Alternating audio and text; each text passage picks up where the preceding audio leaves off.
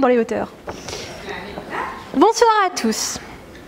Faut-il dissocier le monstre de l'art? Bien sûr. Il est possible d'opérer une dissociation, comme l'a très bien remarqué mon cher contradicteur, entre le monstre et l'art, mais il ne faut pas opérer cette dissociation. Pourquoi? Je m'explique. Tout simplement parce que le lien qui unit le monstre et l'art est un lien sacré, inaliénable et imprescriptible. Pour citer Jérôme Garcin, un écrivain français, la vie d'un artiste, c'est son œuvre. Mon très cher Farid, sur ce point vous êtes déjà hors la loi, et je vous montre du doigt. Cessez de prêcher la bonne parole et d'élargir votre paroisse. Précisons, qu'est-ce qu'un monstre? Il y a, selon moi, deux approches. Tout d'abord, il va y avoir l'approche selon l'individu que l'on va désigner en tant que tel. La société va définir une échelle de valeurs. À ce moment-là, on va pouvoir avoir Adolf Hitler, qui va rejoindre le bas de cette échelle, et le Dalai Lama, cet océan de sagesse qui va s'élever vers le haut de l'échelle. Un gouvernant aux enfers, l'autre servant au paradis. Il y a aussi une autre approche. L'approche en utilisant monstrum, qui signifie monstre en latin. Ici, il s'agit de relever la différence, une anomalie de conformation. L'illustration parfaite serait les sœurs siamoises ou encore les Elephant Man qui furent utilisés dans les cirques comme des bêtes de foire.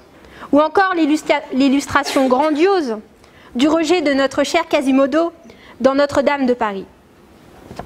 À partir de ces deux précisions sur qu'est-ce qu'un monstre, je me propose d'appréhender le monstre et l'art selon deux visions.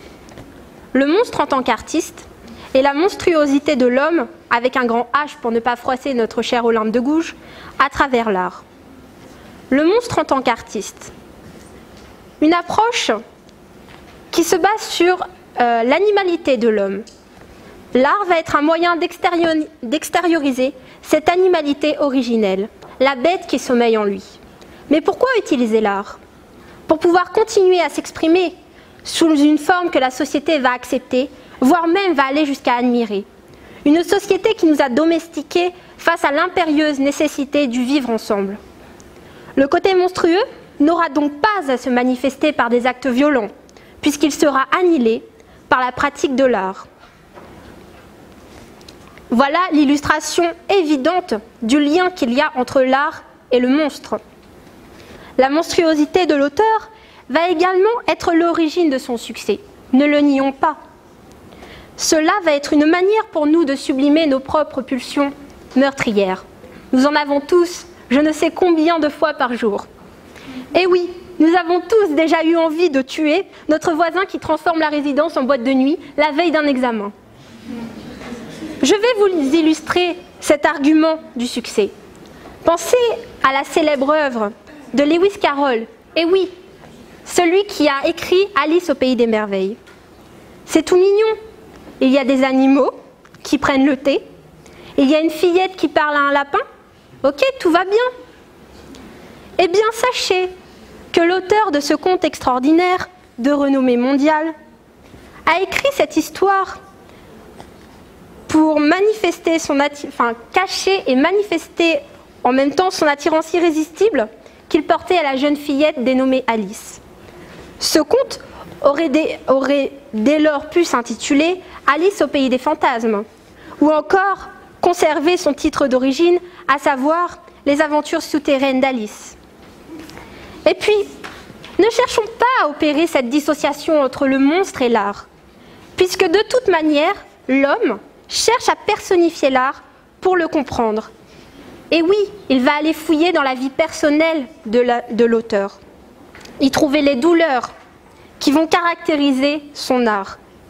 Et comme l'a très bien dit Dalida, la douleur est le terreau de l'artiste. Puis en partant sur l'approche, la monstruosité de l'homme à travers l'art, l'homme avec un grand H pour encore préciser, l'art va être une manière de représenter cette nature monstrueuse. Une manière pour le créateur de l'œuvre artistique de mettre les gens face à la violence dont est capable l'humanité. Ici, l'art est le miroir dans lequel va pouvoir se contempler la race humaine. À titre d'illustration, prenons les tableaux de Pablo Picasso, Guernica, ou encore les tableaux d'Autodix, qui représentent les monstruosités qui ont pu être commises durant la guerre 39-45. Je vous remercie.